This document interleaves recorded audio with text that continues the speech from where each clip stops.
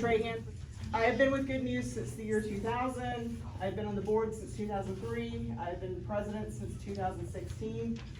Of all those experiences, this is the one thing I never thought I'd have to do.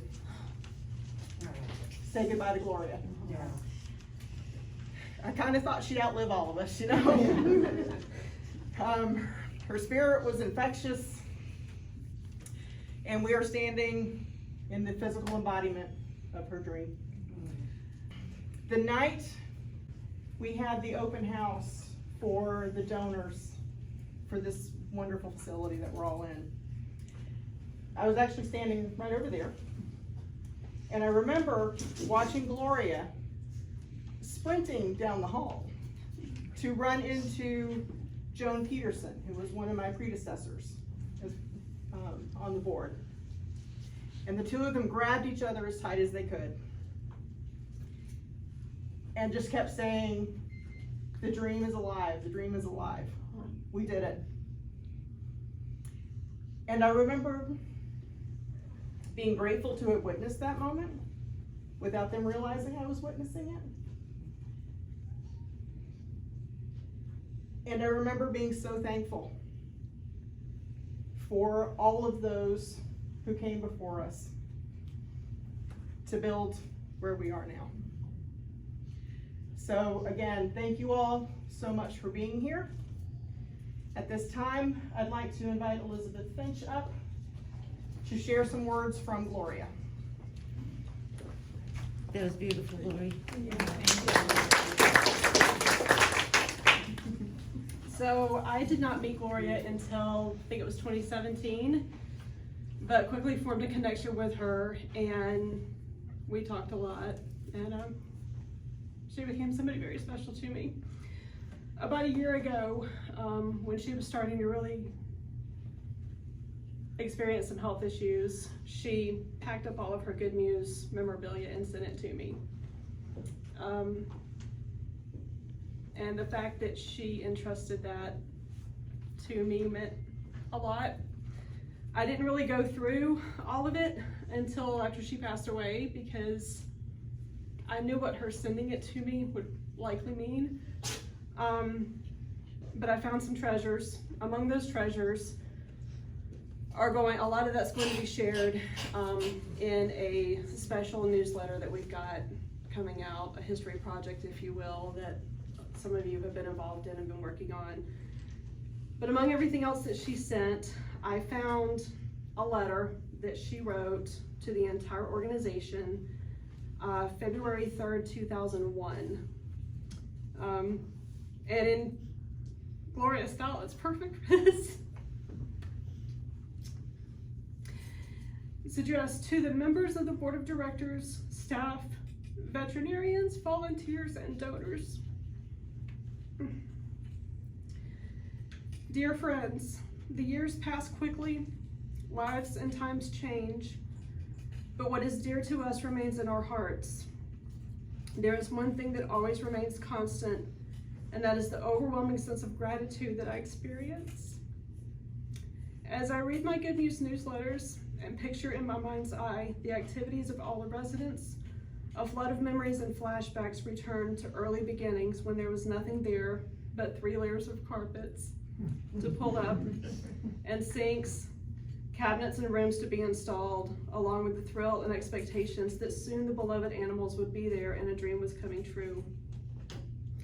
Many people ask me how and why the shelter began. I quickly give a rundown of the mechanics of mobilizing an organization from ground zero. I would be remiss in failing to acknowledge the role of the Treehouse Animal Foundation in Chicago, Illinois, for they were the first in the country to successfully implement the concept of the no-kill, cage-free shelter. Their former executive director, Ellen Sawyer, was more than generous with her time and efforts in assisting with what you now have in Marietta. I spent a lot of time with them in Chicago absorbing the myriad of tasks, routines, and protocols that make this kind of shelter possible and successful. Armed with tremendous desire to see their efforts replicated, I simply started about the task of putting it together inch by inch and step by step. We animal lovers are a strange lot, aren't we? I know that many of us do not know where this profound love for animals comes from. nor do we understand the absence of it in anybody else. All that most of us know is that from our earliest recollections, there was sadness and sorrow about how these animals with whom we share this planet were and are treated. They give so much to us, and for millions of them, they get very little in return. I know that there were hundreds of you out there who felt the same way I did, and if I could only get something organized, you would come, and you did. Although my first priority was fueled by passionate concern for the animals, this shelter was also created for you. In a world darkened by greed and apathy, I felt there needed to be a stage where people could gather and be the best of who they are. A safe place where compassion and love and dignity could be expressed by those who have so much to give. I cannot possibly begin to adequately express the gratitude in my heart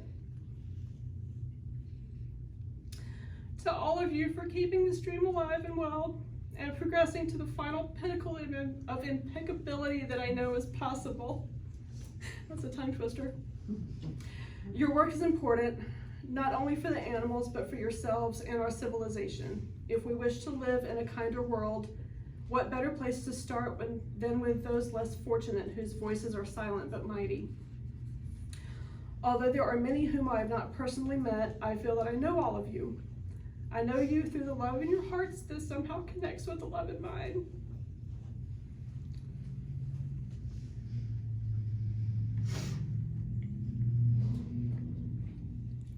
Your generosity and support of this tiny little storefront in Marietta, Georgia, is a living reminder of the enormity that love can do. It can move mountains. Since its inception in 1988, approximately 3,000 animals have passed through the Good Mews on their way to happy and loving homes. For that, I am profoundly grateful, and I thank you from the depths of my heart. Many blessings to all of you and all of them. Love, Gloria M. Skeen.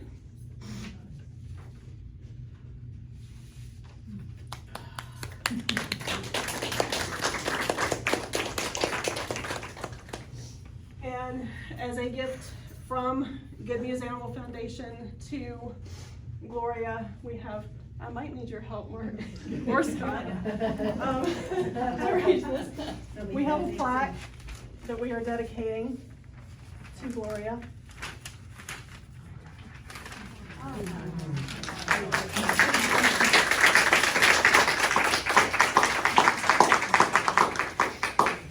It says, in loving memory of our founder, Gloria Skeen Cornell, November 5th, 1945 to July 11th, 2022, who leaves behind a legacy of compassion, kindness, and optimism to which we tirelessly remain committed. Presented by Good Mews Animal Foundation on behalf of every cat saved, thanks to Gloria's vision, hard work, and determination.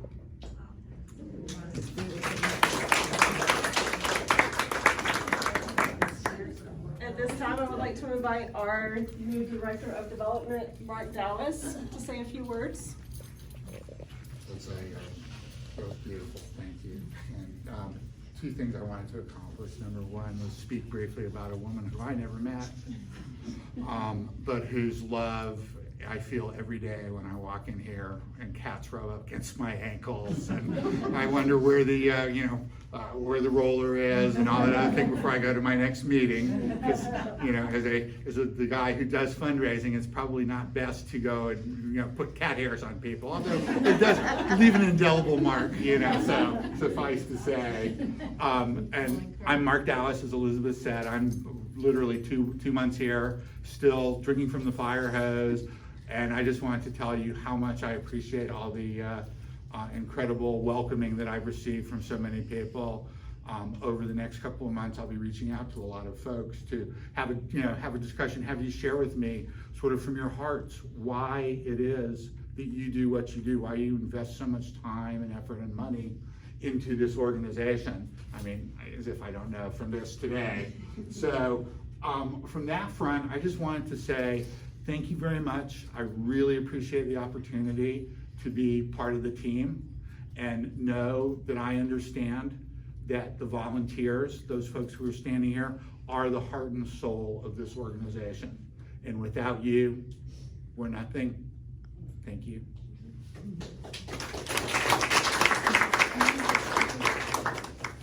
And now to lighten the mood a little bit, we have something a little bit fun. I'd like to invite Kendra, our Director of Shelter Operations, up. Hello. I don't have the loudest voice, so I'm gonna try. First, like Mark said, thank you all for being here for this celebration of life. I was actually only 2 years old when Gloria founded Good Mews in her town home. I'm sorry if that hurt anyone's feelings. That was not an applause. But with that said, I find it incredible that basically for my whole life, Good Mews has existed, and we have no signs of slowing down. So being part of this organization, first as a volunteer and then as a staff member over the 6 years, has been really meaningful work. So together we have found almost 12,000 good homes for good kitties, that's our motto, since 1988. That's a lot of cats. As we grow beyond the original conception, the most important part of Gloria's vision has been and always will be the kitties. For this reason, we thought it would be appropriate to name and dedicate a new litter of Good Mews residents in her honor. And I have a handy kitten assistant back there. So That's sweet. last week we got a call from a local apartment complex that found 4 tiny kittens by a dumpster. We had the capacity to help, so our handy van driver, Sue, she rushed over there, got them, and when we did the math on their birth, it was a happy and kind of touching coincidence that they were likely born on July 11th, which was the day that Gloria passed away. Wow. So I think we all know and believe that Gloria is hanging out at the Rainbow Bridge with some of our favorite kitties, and they have a very friendly face to keep her company. I find it comforting that she's there. And I think she sent these adorable kittens to us so we can keep on with our mission. So I would like to introduce you, and I'll have Nancy up too. Nancy is their amazing foster parent. Cynthia is the kitten transport wagon. So we have Gloria, Gloria Skeen Cornell, and we named one Halo. So these have been just part of our, they're like quadruplets, so don't ask us to tell them apart. Yeah. So they'll be available in a few weeks. Until then, they're growing up at Nancy's house, and anyone that wants to say hello in the lobby on your way out is welcome to. I think I know most of you. So I only met Gloria a couple of times, but I was executive director when we were over on Santan Road when the shelter got broken into. I don't know if any of you know that story, but it was in May of 2003, and somebody broke into the shelter. We were between a liquor store and a cash check cashing place. Great. So they broke in through the empty liquor store, broke through the wall of Good Mews to get to the check cashing. They didn't want anything from Good Mews because they didn't have anything except cats. And so that was the impetus to get us out of Santan Road. We got over to Johnson Ferry, which finally got us to here. It's been a long journey. But every time I saw Gloria at one of the auctions, she always stopped what she was doing, came over, hugged me, thanked me, and it was just so touching. And realizing, Kendra, where's Kendra? You were 2? So I wasn't. But in 1988, when Gloria was founding Good Mews, my husband and I moved to Georgia that summer. And I often think of the parallel of what was happening and that how finally it became my life. I mean, you guys know how I feel. So anyway, Gloria was lovely. Rest in peace. I'm sure she's at the Rainbow Bridge with Boca and Fuster and a whole bunch of other kitties. The only time I met Gloria was when we spent a week with her in Fairhope.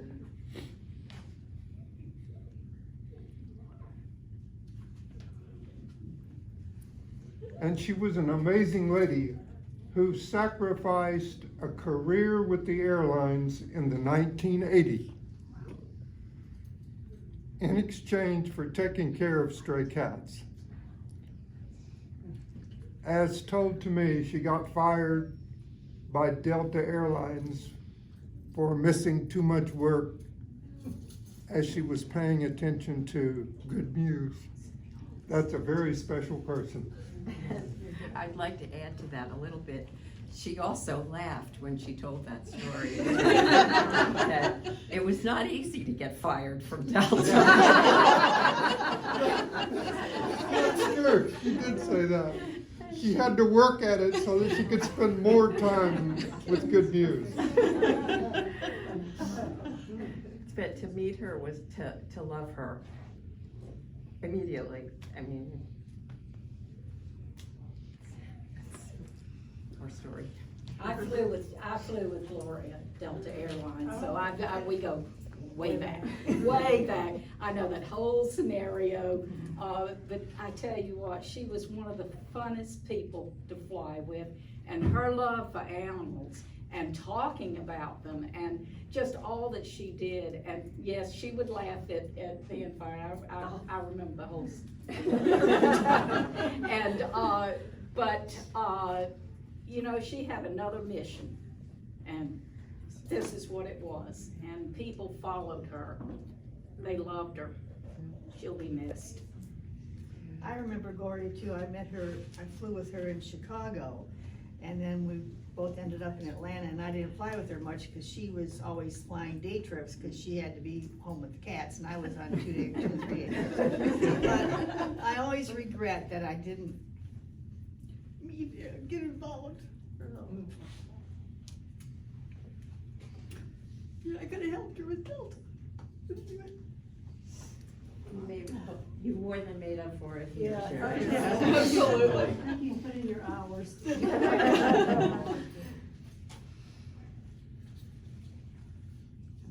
My name is Loretta. Hi, Loretta. Hey, and I hesitate to do this because I knew I'd start doing this. But Gloria called me one night when I was being a workaholic, working late, like 7 o'clock as a commercial real estate agent. And I was the one that helped her find Sandtown. Because when she said, she goes, I answered the phone and she said, I'm looking for somebody that can help me find a place for a cat shelter, a no-cage, kill-free cat shelter. And I was like, well, you know, that was serendipity because I love cats. I have since I was little. And I said, well, I can help you. And I said, but I'm not really sure who would do that. Rent a space to you, knowing the cats are gonna be roaming free. 100 of them, I think, is what she might use the number. But it's pretty big. So I called around and did find a nice couple that owned Sandtown, and that's called a Class C level. You know, it's in an area. Class C means an area that's gone economically depressed and lost all its big tenants. So I first looked there, not at Sandtown, but for those types, because they're usually desperate. And I thought, surely somebody desperate would take it. So the husband, the man that owned it, his wife also loved kitties. And I wish I could, but it's probably in the paperwork somewhere back there what their names were on the lease. But they were really lovely because when they couldn't pay the rent, they said, that's okay, just when you can. I mean, they were just, they were lovely. Yeah. So, and my husband is over there, and so that's when we met Gloria, but when we really got to meet Gloria is when we helped get the tile off of the floor. It used to be an old, I think it was an old grocery store, was it, Jimmy? Like an old Big Star or something? Okay, so anyhow, you know, and that was nasty. So anyhow, but we did that, and I helped just kind of sometimes, and then had kids, and then sometimes, and then I lost my 2 kitty cats that I came to our marriage with, and I thought, I have this vacancy in my soul. And so I said, I will go, you know, the kids were in school then, I could go to Good Mews, so I'd be in the intake room. And I just felt connected with them, especially when there must have been a bobcat or something that somebody trucked off.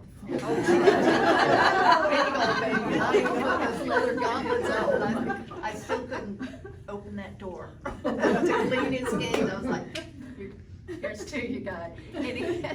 Anyhow, but that's when I met my next kitty at Good Mews over on Johnson's Ferry, and he was the alpha cat in the transition room. And he just passed away a few days before Gloria passed away. After having him for 16 years, so it was kind of prophetic a little bit. Wow. Yeah.